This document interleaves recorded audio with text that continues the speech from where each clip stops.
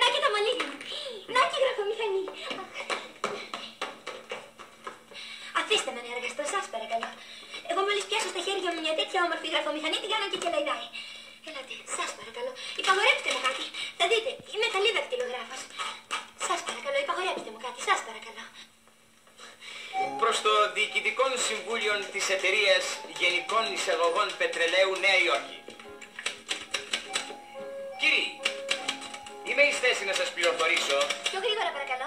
ότι οι διαπραγματεύσεις τις οποίες διεξάγω μετά των διαφόρων οργανισμών πετρελαίου της Κεντρικής Ευρώπης από του παρελθόντος έτους Ακόμη πιο γρήγορα παρακαλώ.